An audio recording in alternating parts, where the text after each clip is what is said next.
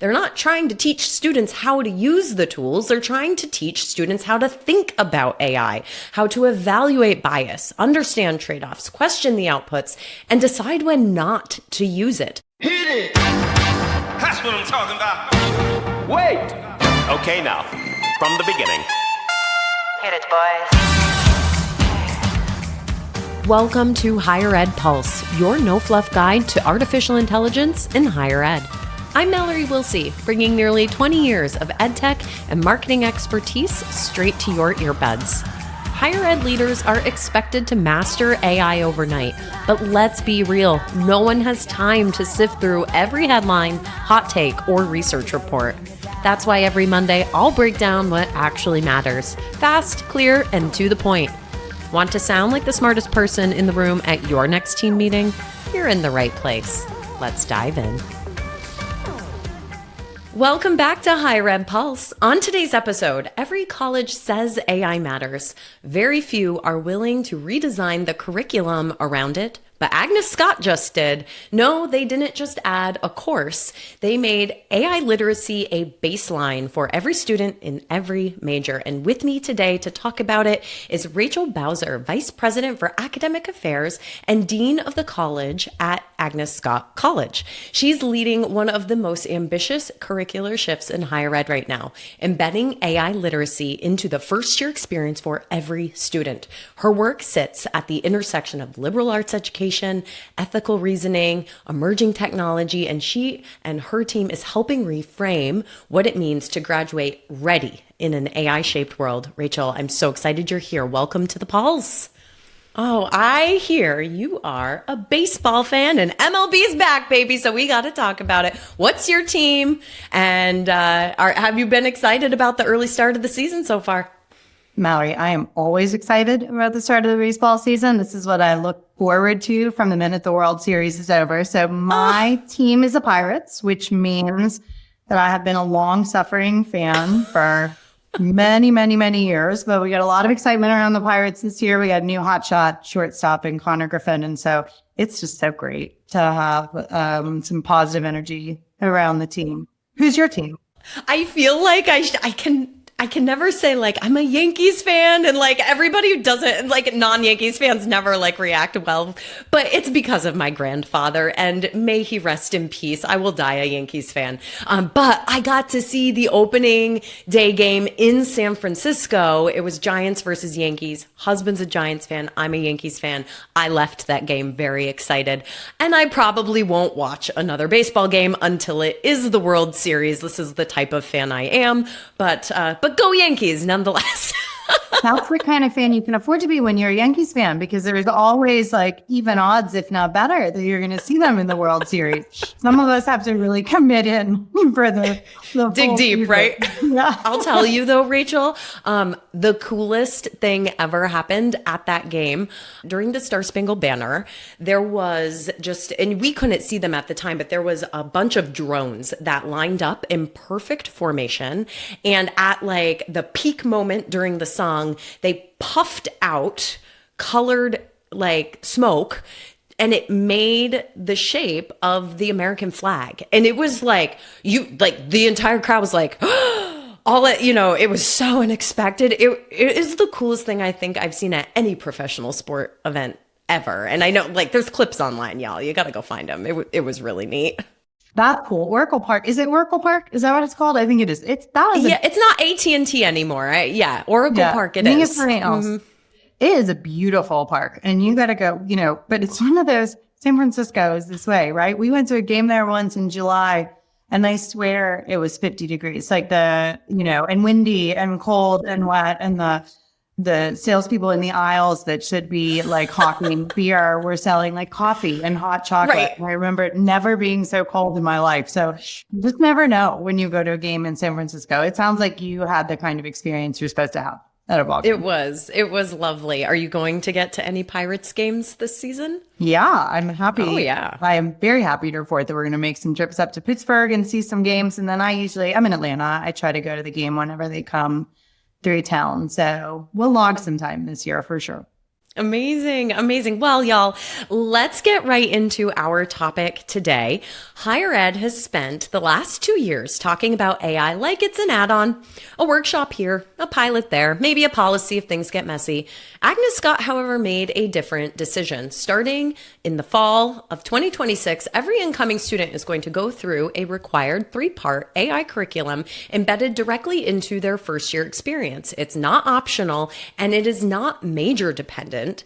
It is a move that lands in a moment where the gap between student behavior and institutional response is still widening. Students are already using AI constantly for writing, research, and decision making, and employers are expecting some degree of AI fluency alongside communication skills and critical thinking skills. But most colleges are still treating AI as either a technical skill or a risk to manage. And I love that Agnes Scott is reframing the problem. They're not trying to teach students how to use the tools. They're trying to teach students how to think about AI, how to evaluate bias, understand trade-offs, question the outputs, and decide when not to use it. So the bet's clear. AI literacy isn't a specialization, it's a baseline. And Rachel, we gotta dive deep into this. Redesigning our curriculum is no easy task. What made this urgent enough to stop treating AI like it is just an add-on? Well, I think, one way I would return that question is to say that as well as I do, that there are very few things in higher ed right now that aren't urgent.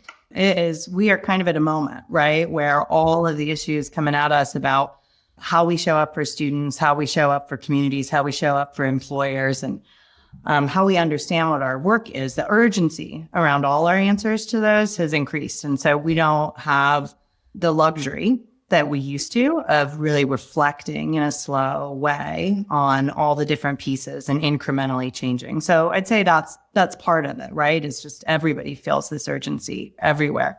The other part of it, I think, is pretty specific to our sector, right? There's a lot of ways that people do higher ed right now. There are way more engagement models than there used to be.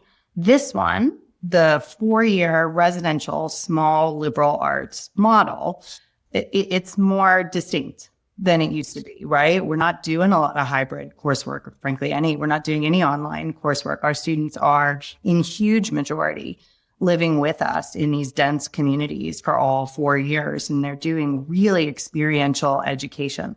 So this landscape where AI becomes more and more what is driving questions around employment, questions around knowledge, questions around community, et cetera, it shows up differently in a model that is for students that are choosing a model that is a 4-year residential, in-person, experiential time, right? And I think what I want to suggest is that there is a kind of gut reaction that the places that are going to be at the bleeding edge of engaging higher AI in higher ed, that it's going to be these schools with a lot of technical programs or schools that are really focused on the technology-driven majors and industries.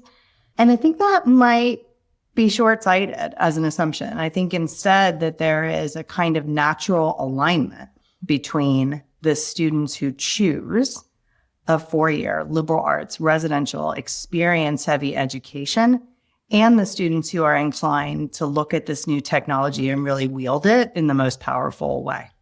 So you might not know this, but I am actually a product of a 4-year residential liberal arts institution and deeply believe in what that model offers to its students. I remember being in admissions and standing in front of the room saying, we're going to teach you how to think, not what to think. And you will be prepared for that job that doesn't exist today as a result. So it wasn't ever, the tools necessarily, but it was the skills and how to think and how to make decisions. I have to imagine that was a big component, a big driver of making these decisions around the first year experience and building AI into that curriculum. Do you think that your students were missing anything that made that necessary, or was it more an acknowledgement that, hey, they're probably coming in here having or planning to use these tools anyway, and it would behoove us to help prepare them too? Yeah, so that's a good question. And I think, I probably wouldn't frame it as a deficit model. I would probably frame it as look, every year, it's one of the miracles of the job is that every year we get to meet a whole bunch of new strangers, and we don't know what they know. And we know they're going to be different than the strangers we met last year and different than the ones that come in the next year. And we know that the questions are going to change every single year, right? This one, whether or not it's important to have some fundamental literacy around AI use and how to interface with it. Like this one, I don't think we need to question anymore. I think we have pretty rapidly understood that this is important for us to have some shared baseline on, right? And so what are the students missing? I think that's sort of the answer. The question that we ask about all first year classes, and in some ways, the answer is always the same. The answer is they are missing or they have a desire for the kind of community experience that you get to have at a college like this. And so with that as the baseline, we get to evolve. What are the sort of most urgent questions that they need to answer in that community? So you're teaching judgment. What does a student know how to do after they have completed their first year and gone through this AI curriculum that they couldn't do before? So one of the things that I hope they know how to do is to recognize themselves with some critical distance as learners, and to think about AI in the same way they think about a lot of other tools, which is to be able to ask, where does this help me as a learner and where does this harm me as a learner, right? And are there places where I can lean on this tool in a way that is specific and individuated to my learning style? And are there places where it is always going to short circuit what should be a careful and thoughtful process, right? So there's a little bit of metacognition that I feel like we want to introduce right at the beginning. And I don't want it to be. I think that we are at a point where we don't want our students going into their upper division courses thinking that the way they think about AI is always in a surveillance model, that they're thinking about how they need to avoid using it to cheat on something, or they need to figure out how to not get caught cheating on something, right? Instead, they need to be able to look at each encounter individually and say, is there a way for this tool to supplement my learning or to help my learning? So I guess, I'm an English teacher by training, and I think a little bit of what I want is for students to think about both AI output and about the AI models themselves as something that they can read skeptically and something that they can read generously, and that they need to use the time and the place to do any of those kinds of readings, right? You don't always want to read against the text. Sometimes you want to read with it also. Yeah. So this episode is dropping in late April. We are in the critical weeks of yield season right now, traditional yield season, I should say. And in the college choice, right, parents and students are always asking about outcomes. They're saying, if I go to this institution, is it going to help me get a job? And there has to be some connection in the marketing of all of this, right? Like I have to imagine that this has been pretty attractive as you have been looking to yield students these last couple months. Do you have any insights to share? Yeah. So I think that we have had in our admissions events and in a lot of our enrollment events, a lot of interest in this initiative and in more broadly how technology, digital proficiencies, AI proficiencies specifically are showing up in different aspects of the curriculum. One of the things that's been interesting for us is to notice how quickly and keenly potential students and their supporters understand that as important as the conversations have become around AI literacy and AI proficiency, so at the same time has risen the importance around experiential encounters in college and what it is that you learn really by being in rooms with people. What do you learn by doing hard things with people that require some courage, that require some difference, that require some real stress? And so there is a way in which those kind of resilience skills and those soft skills and those communication skills have bubbled up, at least in our conversations in this recent yield cycle, as clearly more important to folks than they ever have been before. And I think what we're able to offer and what we're able to assure people is that we found a way with this initiative in this first year curriculum to ensure some level of literacy and to ensure some ability to do that evaluation, while at the same time ensuring that we are making sure you get all the benefits of being in a dense community like this, being in small classes, being face-to-face. So curriculum change, I've never done it, but I can't imagine it's easy. So let's get real for a second. What was the process like to add this to the first year experience? Did any resistance show up internally, or was it actually easy? Was everyone, on board from idea to implementation? Well, we never have everybody on board for my implementation. So wouldn't it be nice?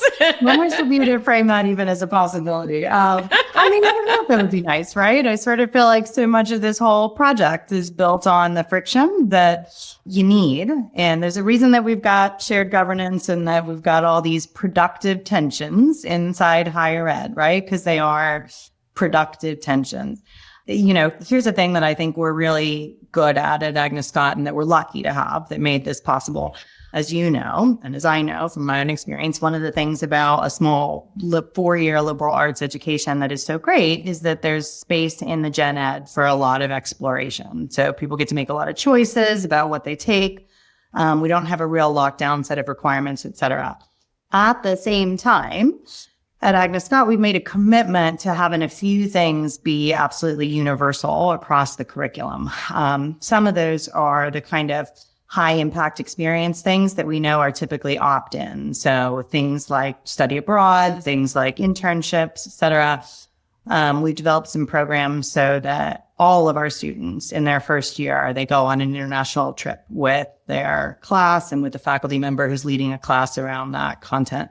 In their sophomore year, all of our students have a workplace experience where they go to some business or nonprofit or other kind of organization in Atlanta, and they get a sense of what it means to work there, right? So we have extended that same kind of commitment to universal access to these courses in our first year curriculum, our Summit 110 and Summit 120, which are doing some academic foundations and some career preparedness. So that just seemed like the right place for this content, because those courses are oriented around academic preparedness and around early career ideation.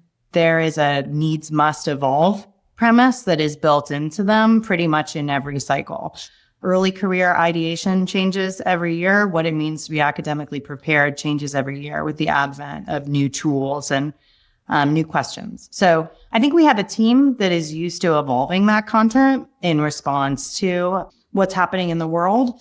That part isn't hard, and to find somewhere to put it isn't hard. What is hard is questions with our community internally, and that's faculty and staff and students, about what is the difference between having literacy about a tool and having proficiency in a tool.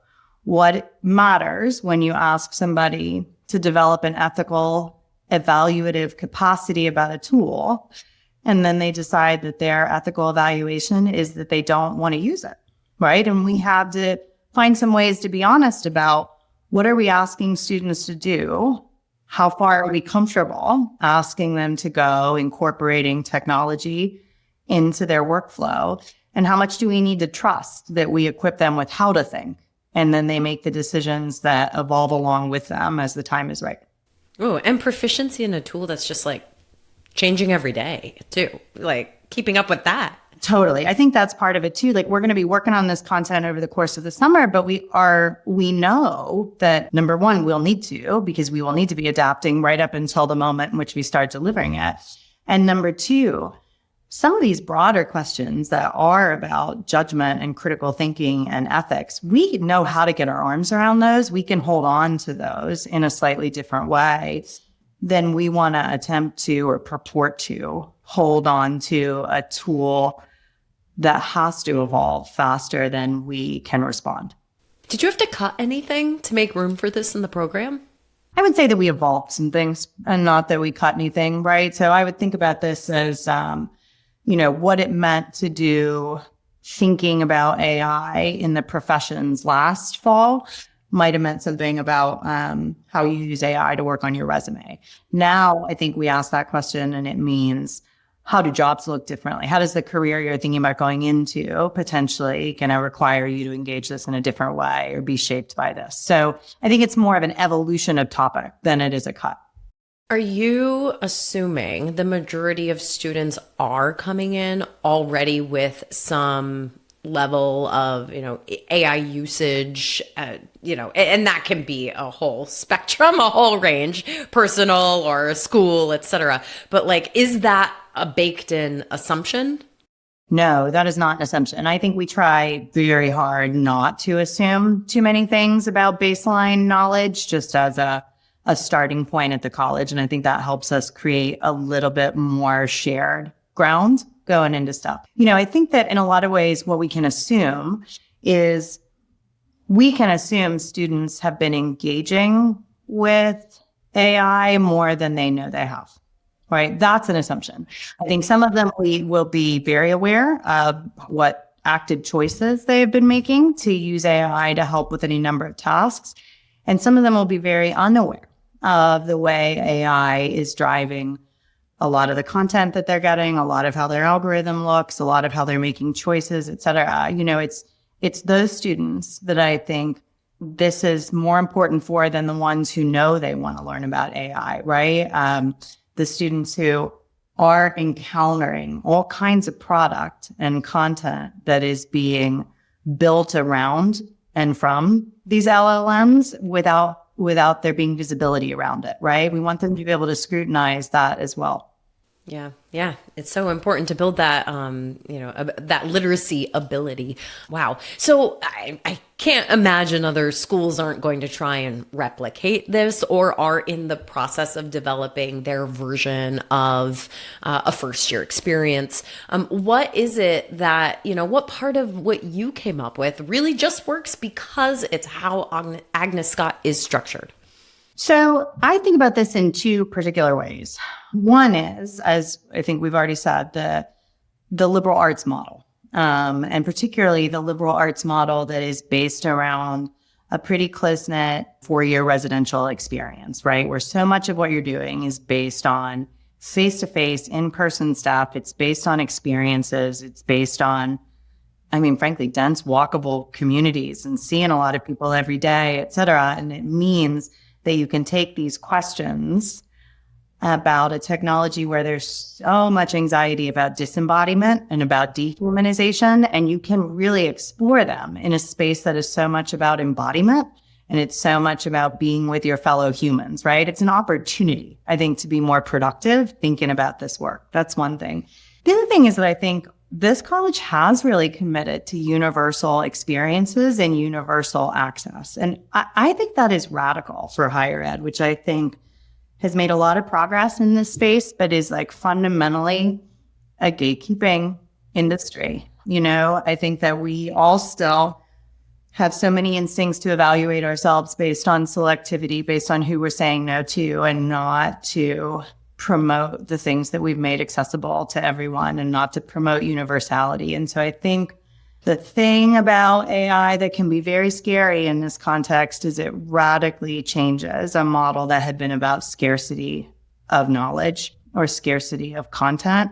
And that just doesn't obtain in this environment anymore. So to move well and effectively in this new environment, you need to have moved beyond feeling like gatekeeping and scarcity is what matters about this sector, and instead be in a place where your kind of bone deep way of encountering it is about ways of thinking, manners of thinking, and the people that you think with. And I think we're there. Yeah, that's beautiful. Oh my gosh. I wish I want to just end it there because that was so beautiful, but I would be remiss if I didn't ask about your success metrics. Like, how are you going to know that this worked?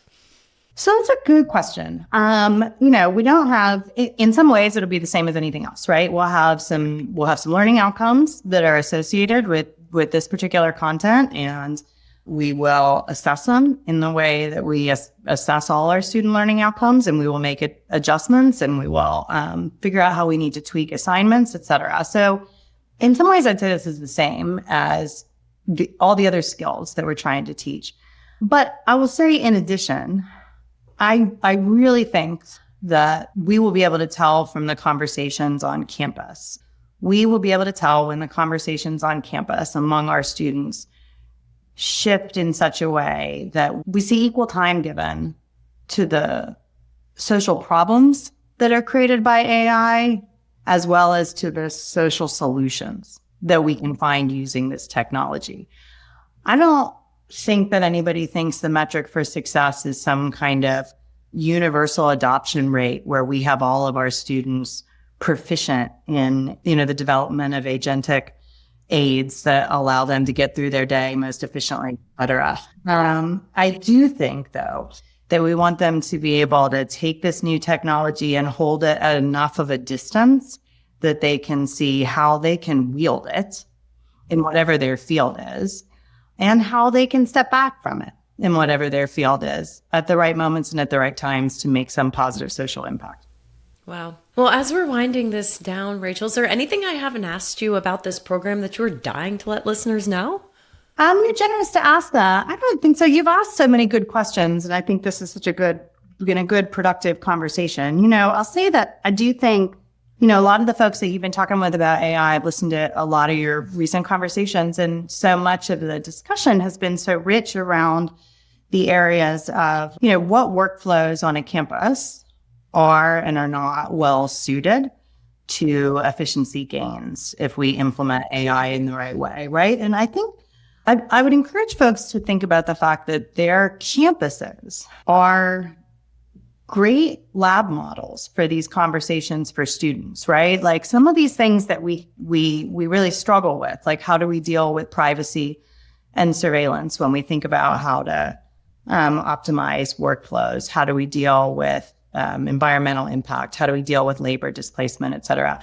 You can use your own campus as a way to help students think about how real life organizations encounter these issues. There is the privacy of FERPA protected data is one of those things that is kind of more immediately relevant to students than a lot of more abstracted concepts, right? And so using the way different offices have thought about implementation and adoption and integration is a great way to help students sort of see some real life examples of when work is made easier and when you just can't find a way to do it yet.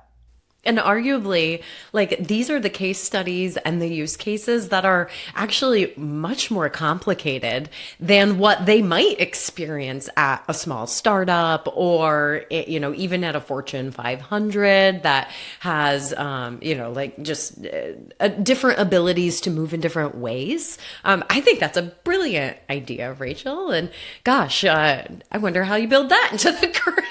Me too, right? Mallory. I've been trying to think about my registrar's office is the one that I think of right away as like just a wash and a lot of processes that in theory could be automated, could make like the jobs in that office a lot more pleasant, could give them a lot of time to free up a lot of things. And also I can think of so many disasters that would happen if we tried to automate too much, too fast, et cetera. And, so I'm thinking that we're going to have the registrar be a guest speaker in a lot of classes next year as a way to think through some of this.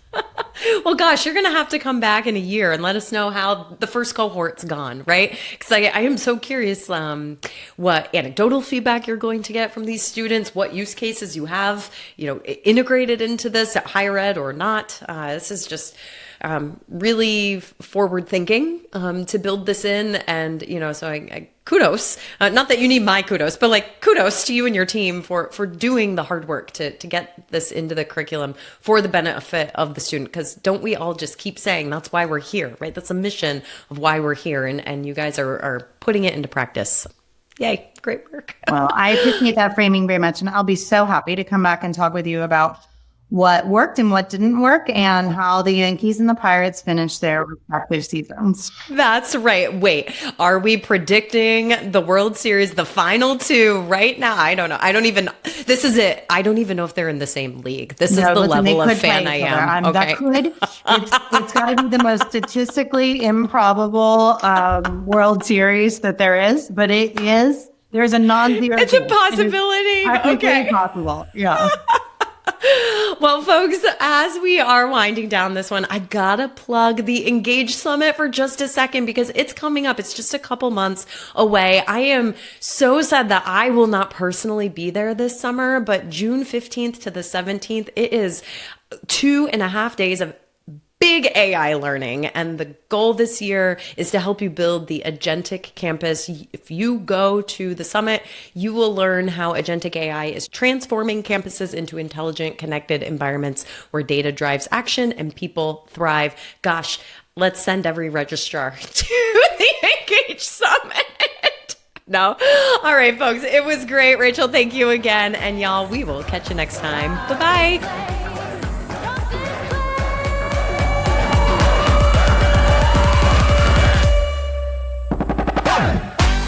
Thanks for listening to the Higher Ed Pulse. The show is a proud member of the Enrollify Network, home to Higher Ed's largest collection of podcasts. Enrollify is where higher ed goes to grow.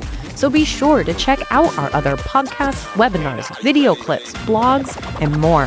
Visit enrollify.org and subscribe for all the latest details and content drops directly to your inbox. Enrollify is brought to you by Element 451, the digital workforce platform for higher ed. Learn more at element451.com.